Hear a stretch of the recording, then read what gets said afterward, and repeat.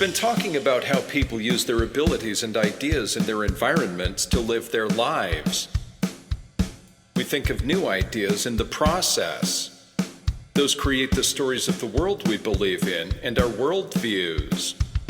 Now here we are in America in the 2020s, where so many Americans have grown so distrustful of other Americans. Now here's the big question about worldviews and functional communities. What do you think of other people's worldviews? How similar do you have to believe they are to yours to feel they're compatible?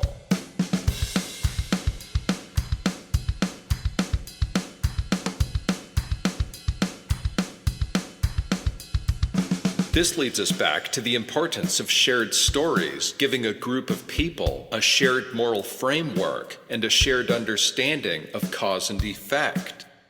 And it leads back to in-groups and out-groups.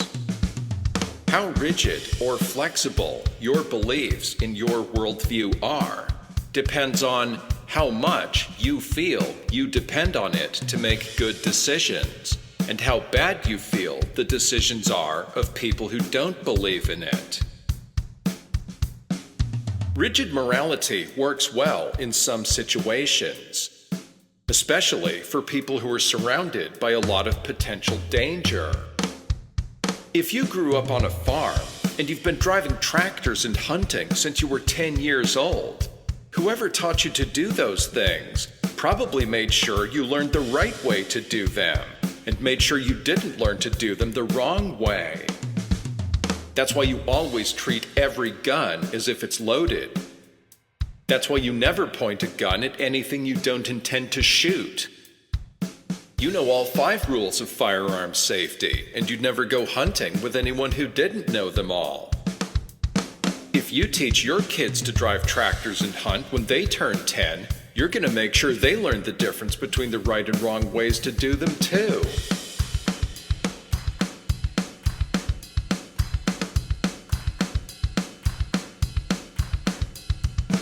What do you think of other people's worldviews? How similar do you have to believe they are to yours to feel they're compatible?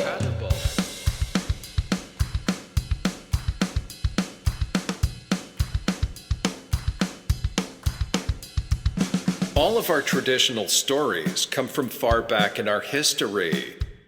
The environmental crisis aside, the further back in history you look, the more dangerous people's lives were.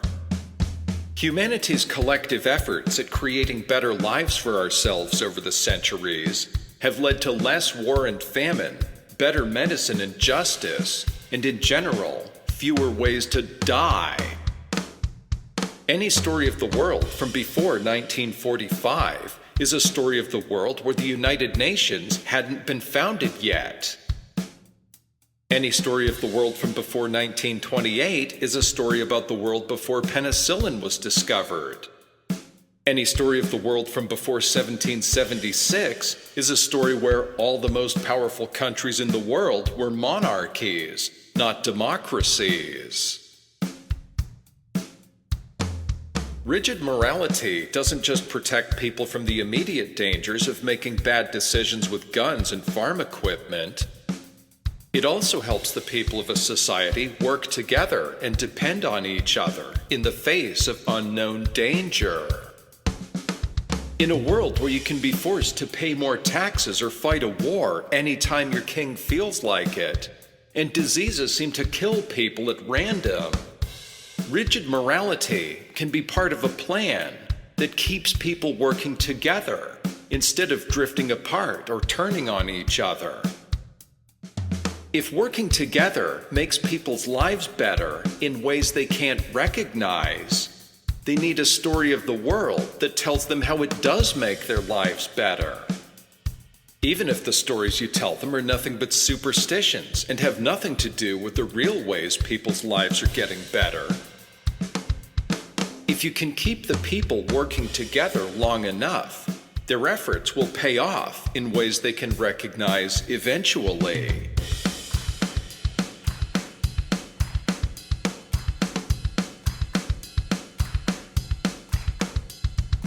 Unfortunately, every good idea someone can think of, someone else can find a way to ruin. Rigid moral frameworks are also a way to control people. They're also a way to spread hate and fear. They're also a way to destroy enemies. So wherever people believe in rigid moral frameworks that help keep them safe and keep their communities functioning, other people who want to control people, want to spread hate and fear, or want to destroy other people, can find a way to take control of the morality if they can just convince those people to listen to them.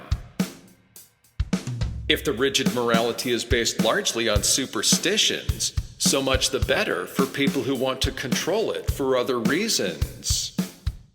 If you're charismatic enough and know enough about the kinds of things they believe, you can convince them of pretty much anything. If the men in your society have been hunting and driving tractors since they were 10 years old, and they've depended on that morality of making good decisions in dangerous situations ever since, and that's how they make their livings in dangerous jobs now, part of that morality could say that it was wrong for some men to want to stay home with the women while the other men went out to work. That's a weakness that sets bad examples for your children. So you could say that men who want to stay home are acting like women.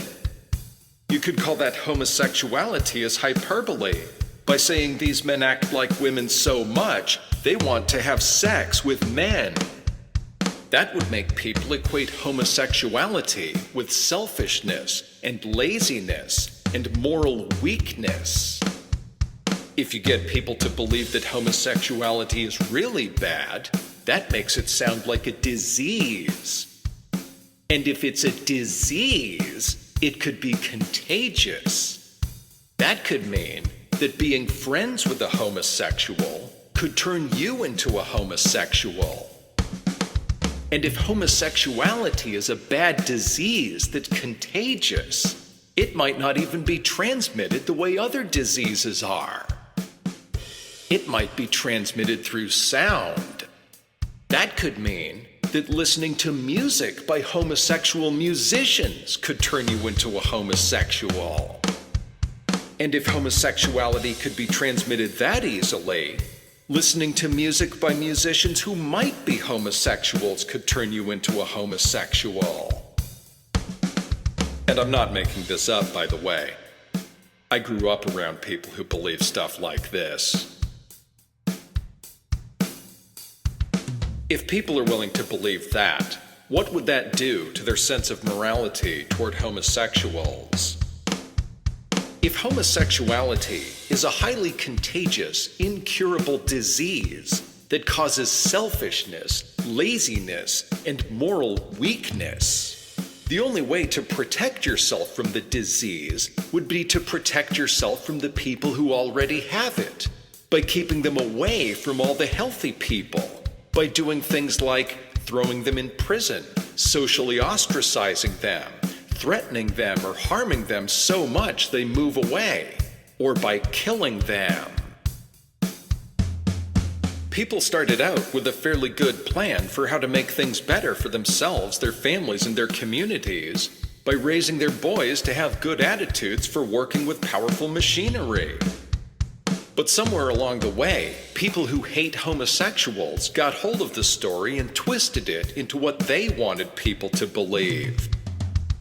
Now parents' lessons for their boys that even when they have to get out of bed at 4:30 in the morning and go work outside in the snow all day, they have to pay attention to safety every minute of the day to keep from killing anyone by accident, have been turned into the beginning of a lesson for why they should murder people.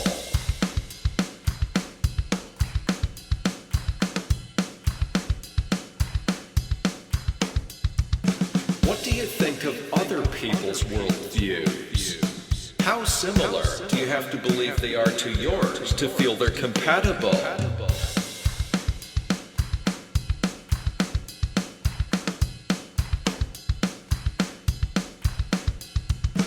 Rural America is the place everyone hears about where boys learn to shoot rifles and drive tractors where they're 10 and they're intolerant of diversity.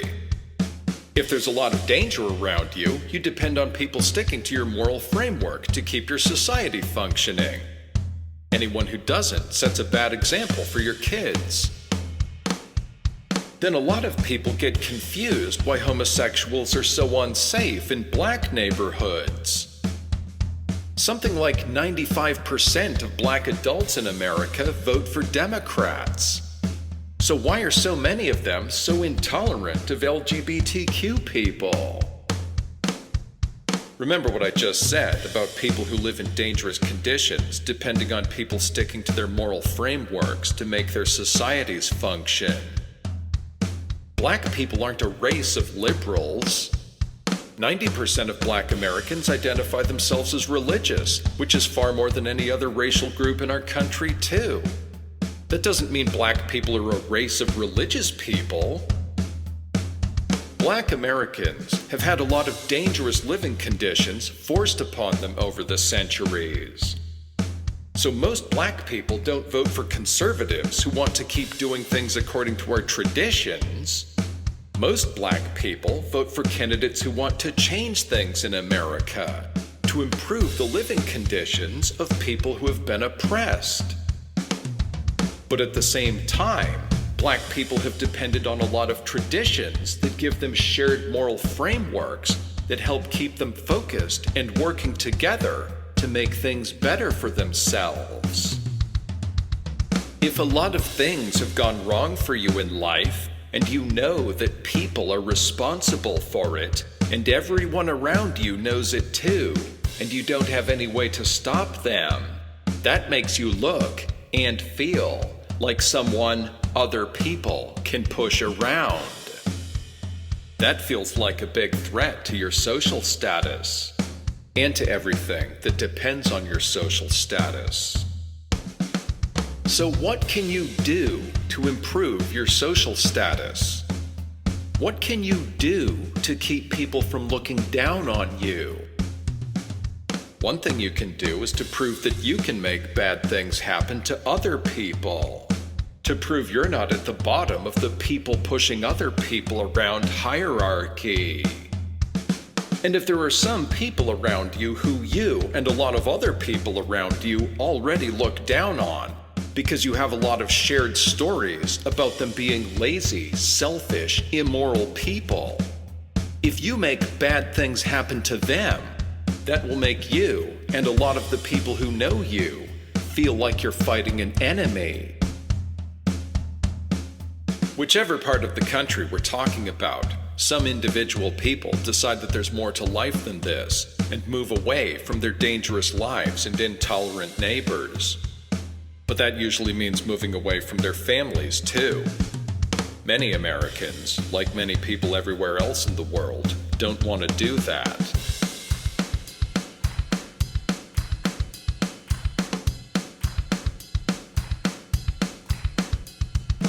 Moral frameworks are adaptations people make to their environments.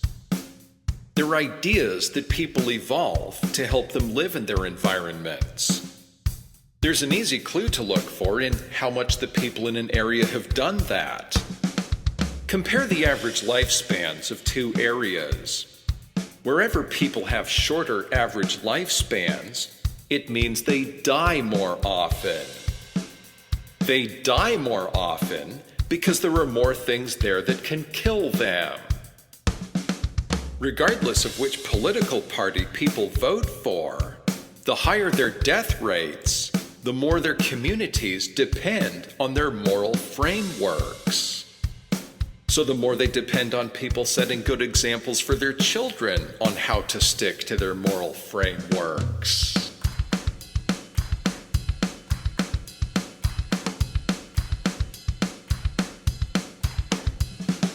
This brings us back to in-groups and out-groups. Your in-group are the people you feel have good morals. Your out-group are the people you feel have unacceptable morals. In between those two are more groups of people whose morals you feel are pretty good but not ideal. Even though you don't completely agree with their morals, you agree with them enough that you feel you can depend on them for some things. Maybe you learn your morality from a good role model. Maybe you and a lot of the people you know learn your morality from strong spiritual leaders. Or maybe you and your friends grew up without good role models or leaders, and you just piece your morality together on your own, little by little. The point is, for good or bad, the more rigid your morality, the smaller your in-groups are. And just to be clear here, I'm not condoning homophobia. I'm just telling you about one big reason for it that I heard a lot about growing up, but I've never heard anyone in the LGBTQ rights movement talk about.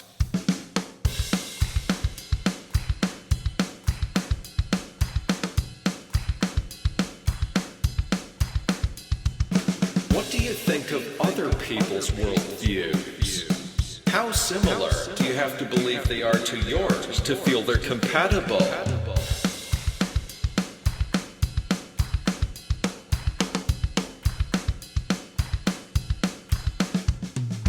Religions are the easiest way for a body of ideas to lead its believers to absurd conclusions like these. Because religious stories are the oldest stories of the world that we have, from times long before the scientific revolution, and from times when life was much different from the way it is now. But any body of ideas that people use as a story of the world can lead to things like this. Whether it's a political ideology, an economic model, an academic field, or a philosophy, if you believe that your body of ideas tells you all the most important ideas about life, that means you believe it can lead you to good conclusions about any ideas. In the pandemic, a lot of people refused to wear masks because they felt that self-determination is a more fundamental part of life than germ transmission. Once you believe that your way of thinking is the source of all truth, you've decided that you don't need to pay attention to anyone or anything that tells you anything you don't already believe. What do you think of other people's worldviews? How similar do you have to believe they are to yours to feel they're compatible?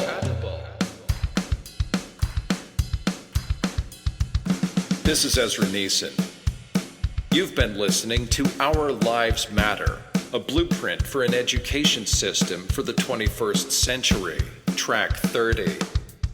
Visit my website at STEAMAPE.org. Science, technology, engineering, art, mathematics, activism, philosophy, and education to hear new tracks every week. Thanks for listening.